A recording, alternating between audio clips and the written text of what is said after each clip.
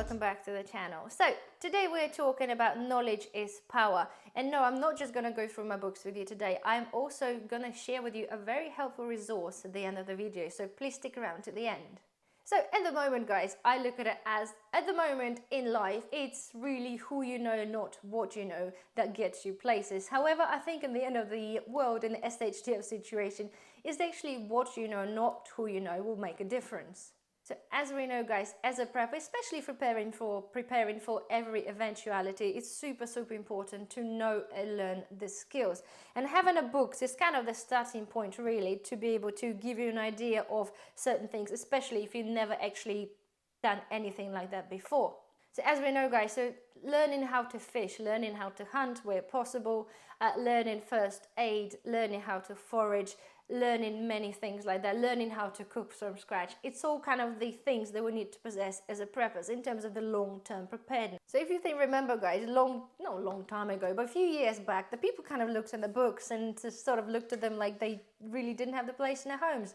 And maybe many people really got rid of the books because they're not particularly kind of sightly thing to sit on your shelves. Not for many, depending on the decor, of course, anyway. But again, nowadays it feels like the book things are coming back into the bloom, if you wish, because obviously many people now actually understanding how important the books were and how important they are now. We're talking about the off-grid preparedness, guys, because we're all thinking if the internet goes off, then unless you actually know certain things, then you can't possibly go to Google and find this out, because if the grid's down, grid is down. At the same time as well, even your knowledge, guys, if you have the knowledge of whatever it is, if suddenly there's a panic scenario and we're a bit under duress, then you might not remember certain things as easily if just opening a book or opening a Google page. So having a selection of books, guys, it's super important. And it took me a while to recognize that. To be fair, I don't think I ever really thrown away any of my books. I have literally probably about 100 of cooking books alone. And I've found it it's really difficult to part with. They don't sit nowhere on the shelf. I've got selected books, the cooking books are in the kitchen. Generally all my books are kind of tucked away, but in the end of the day, I know I have them. So if I need to get an access to them, guys, then I have an access to them and I have them. So anyway, I just quickly gonna get through with you guys the selection I have and why I have it, and then I'm gonna share with you my little secrets. So let's go with the little one at the front here. So this is First Aid and Wilderness Medicine, okay? It's really tiny book, so if any point I need to bug out or leave the house, this will be the only book that will be going with me purely because of the size, and it's really good. It literally is exactly what it says on the cover. It's a First Aid and Wilderness Medicine, and it is great. I looked through that. It's got a lot of helpful information. Even tells you dosages of certain tablets to take. That's if you have them, if you're that prepared. But anyway, it's a really good one to have. Next thing, guys, let's go with the foraging books, right? I've got those two are my favorites. I've got the one specifically for mushrooms, and I have this one is the foraging pocket guide, which I picked up on the bushcraft show last year. And yes, I'm attending it this year as well as a guest, so I will be there. Anyway, so this is a good one as well. It's got loads of pictures, and it's not just the mushrooms. You have mushrooms and obviously herbs and things and berries, things like that there, which is really good. And again, I come from the family where I've been taught how to forage from a really young age, so I know my way around majority of things, especially mushrooms. You might wonder then why on earth then you have books then? Well, I always tell you guys, and I've covered this in a different video, if you're the only one that knows how to forage, for example, if something God forbid happens and you still obviously have a family and somebody who relies on you, they'll be relying on the books because obviously you're no longer there to guide the way, if that makes sense. So they also actually points out that it's so important as well to actually pass on your knowledge to as many members of your family as you can, just to kind of save that sort of problem. But anyway, yeah, the foraging books, guys, are absolutely must. Although I still suggest, if possible, to go in some sort of foraging course, because there's a few of those about. I can put the links down below. It's one thing looking at the photos in the book, but another thing somebody actually explaining to you and you actually physically handling that the herb or whatever it is you guys are foraging for. So I strongly suggest doing that. So moving on from that, guys, we are talking about the nature medicines. And this is kind of the thing that I wanted to get into a little bit more. I've got two books. This one is like really old. You can pick up books from charity shops like for 50 pence, if not cheaper. So if you do have any about, have a look around. So yeah, two of the books I have. So it's Nature's Medicine and Natural Antibiotics and Antivirals. Again, self-explanatory. They do exactly that. It shows you pictures of the stuff you can forage for. It tells you what they're good for, how to basically prepare them, to consume them. And obviously this one here gives you the solutions to certain medical problems with the herbal medicine, which I think is absolutely brilliant. Right. Next thing, gardening books, right? If you're new to gardening, it's something you probably ought to have.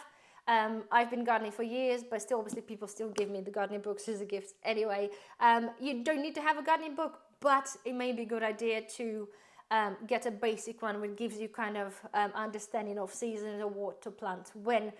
Again, if you're looking into potentially having a prepper garden or just be able to grow something in the end of the day, then the gardening books is a good ones to have. And I've got the RHS one, again, because it's just purely really reputable publisher, but there's many others there. So just have a look, flick through and see what suits your needs the best. So other thing, guys, right, we're talking about the medicine again. It's not must, but this is really big, in-depth book of medicine. A lot of information. It's all printed in a really small print, but it's got so much information there. You can currently pick up on Amazon for like £5. I think it's secondhand, but nonetheless, guys, for £5, the book of that size with so much knowledge in there is absolutely no-brainer. Again, having a first aid book is also a great thing to have, and take a first aid course, which I kind of missed out, but this is something I'm going to be doing very recently. Believe it or not, St. John's Ambulance actually offer free courses, free first aid courses, and you can actually have a face-to-face course if you get up to 8 people, and you can actually provide the venue. So it's something, if you're interested in, have a look, because it's free and you can get it in UK better than you do in Wales for me. Anyway, so next thing, guys, let's talk about cooking. Right, so super important to know how to cook. We know that, okay? This is something I probably showed you before in the video, the Master Shelf Cooking Bible, Kitchen Bible. It is literally a idiot-proof type book for, not say for beginners, but it gives you so much information, so much basic information in terms of how to make butters, the stocks, just think how to, dismantle a bird kind of thing. It's just so many things there. It tells you all about the grains, what types of the grains and vegetables, just things like that. And I think I had this book for absolutely years, and it's kind of it literally is a Bible in my kitchen. It just sits in there, not something that I look in all the time, absolutely not. But if for any reason I'm unsure about something and I feel like I just want to sit there and flick through the book, that this is my go-to little book. All right, next thing, right, is again, not of any reason choice, but it said I have about 100 cooking books, but this is one of I just picked for vegetables. Again, we're potentially going to be going through the time where the meat might not be readily available. We already see the issues, guys, with the Brexit border controls, like I mentioned in the video, where is not enough vets to basically vet the meat to make sure it's without diseases and stuff like that to come into the country. So chances are we'll be having shortages. Plus, with the whole Agenda 2030, if we never get to see meat, then we need to know what to do with our veg. So I think any kind of vegetarian book that just tells you how to cook with the pulses and vegetables is a good book to have. So have a look around, see what you can find in a deal. Any of them is better than none. The next thing, guys, is, let's go with that one, is a preserving book. Again, if you're new to kind of preservation in terms of like jams and jellies and things like this, then any book of preserves, it's a good starting point. Jams and jellies are not that difficult. I've done many videos on making jams. It is very straightforward, but we are talking about books and right. Anyway, and then my main one is the bowl, the complete book of home preserving. Okay, it's not the cheapest of the books, unfortunately, but it is literally a Bible of canning. So if you thinking about starting off canning, or you just started but you're still getting a bit confused by all the misinformation of the experts online, then I strongly suggest that you get one of those books. There is so much, you guys, scary how much information out there that's misleading people in terms of the safety of canning. And I strongly suggest, guys, to have a look at that book. It got the recipes there.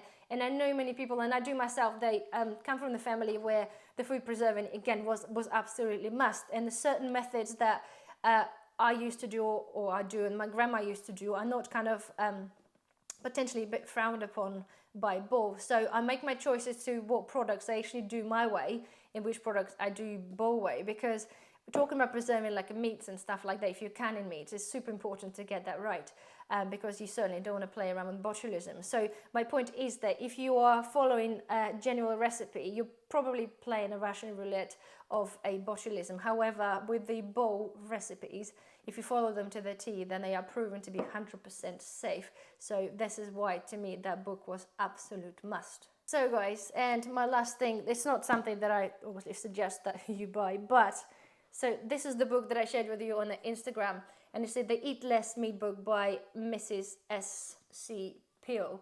This book is 114 years old. I wanted that book for absolutely ages. This is the World War I rationing cooking book, okay? It cost me a small fortune, but for some reason I felt I needed to have it. It's got information of literally a basic meals. And no guys, not saying like basic like vegetable meals that we see in those books in there.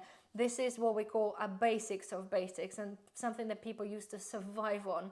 And some meals only have like 2 recipes, but it is something that I wanted to get because I wanted to make a whole series on my channel, obviously going through the rationing book and see, actually cooking them to the T and see what people used to actually eat those days, and yeah, do this on camera. So this is the reason I bought that book. Right, next thing guys, right, this is my next but the books are so expensive, right? Unless of course you buy certain books from charity shops, things like this. But I found is that the book that you specifically want, they are quite pricey. So this is No Grid Survival Project. You might see this, just imagine this book is actually green, and as a prepper you might have seen them in many places advertised. However, when those books are available, they're between like 50 something pounds and 74 pounds. That's the most expensive one I've seen it. And there's no way, as much as I like to have my knowledge, there's no way I can afford to pay 74 pounds for the book, especially if I want to have a few different books. So I've been just looking for ages, just to see if I can find one on a deal. And believe this or not, I actually found on Etsy, somebody was selling a PDF. So I'm like, okay, it was instant download and it was £4, like 36. So I'm like, okay, right, it's not a lot to lose, but a lot to gain. So I paid and I had an instant PDF with the book. So, because I had the printer that has the ink thing that you just fill it up with liquid ink from the bottle, and I had a lot of paper, so I decided to print it, and I'm very glad I did. It basically cost me like 1/10, okay, of printing my own book than actually buying it. So I'm like, okay, that's great, let's see what else they have. And they had the something else that I wanted and my husband wanted is a Barbara O'Neill Self-Healing by Design. Again, that book is very hard to find, and again, if you see this, it's fairly pricey. So again, they had this on Etsy there for like £3. So I downloaded it and I printed it again, and again I was over the moon. Again guys, if you have a printer, especially the one that's got the pouring ink, even if not, the ink you can buy aftermarket inks really cheaply, and so is the paper, to be fair. If you buy this in bulk, you can get this cheap enough. So anyway, you might still think, of course, well, it's still costing you money. It does indeed. So this is where my little tip will come handy. Right, for all of you who don't know, and I strongly suggest you possibly actually come and join, I run the Facebook group called UK Preppers Club. Many of you joined and you didn't actually realize that I run the group, but yes, it's me, and it's grown. It's only been started like a couple of months ago, but it's growing really fast. So the whole idea is, guys, as a preppers, it's a private group, so you have to kind of obviously request to be accepted and answer a question. But it's a private group, we can share many things, right? And there is one of the members of the other private group shared a link to the group, and basically it is called the reference room, okay? And I'm sharing this with his permission, okay? And it is exactly what it sounds like. It is a reference room, and it is full of PDFs of books. I think the chap said they have about 3,000 books on PDF available for you to download. It is a group where you can take stuff and you can also upload stuff for everybody else to use. So when I looked through, I was absolutely amazed. There's anything, not just talking about the preparedness books, it's anything you can think of is there. And I've started printing some other thing, like it's a survival medicine guide. Again, it's a great book, right?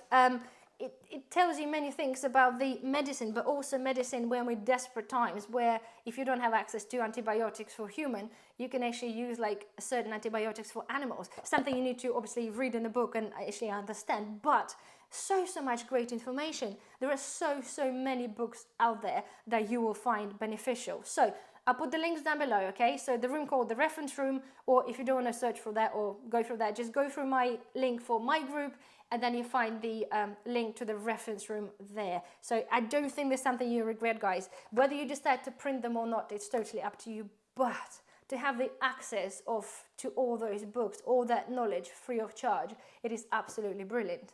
So it brings me to my final point. You might think, well, in the end of the day, guys, if we are in the SHTF situation and we have to leg it from the house, I cannot take any of my books with me. Absolutely not, I can't. It's too many books and it's too much to lug with you for obvious reasons. So this is where kind of, if you do have a spare phone kicking around, and we now have access to 3,000 PDFs of the survival books, this is my next step. I had an old iPhone that was kicking around. I had 250 gigabytes. It just was sitting there and, well, just sitting there not being used. And I thought, well, what an idea is if I create this into my prepper's phone. And all I'm talking about, guys, has been totally wiped out. And I'm now downloading the books, the informative books that I want on there. I'm downloading prepping like apps, prepper apps in terms of like maps and things like this. All the information I will need. So if I need to actually run away from my house or go away from my house and I can't take any of the information with me, I have everything on the phone.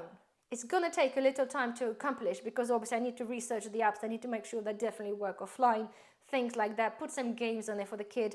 But genuinely, this is my thing that I'm gonna be sharing with you after I finish, and I'm gonna show you my library of things that I chose to have on the phone. And at the same time, obviously that phone's not gonna just be sitting around on the worktop, it's got to be kept in the Faraday bag, the ones I shared with you on the Faraday video, because obviously in the end of the day, if we are going off grid, if things happen off grid, then obviously the phone gets fried. So it's really important to keep that in a Faraday bag with the charger and like a little solar charger, so you can charge this up and get access to information at any point that you need it. So anyway, guys, I do hope that you find this helpful. As I said, I put the links all down below. If you have any questions, any suggestions, please comment down below. And otherwise, well, I see you either in my group and I see you in the next video. Bye bye.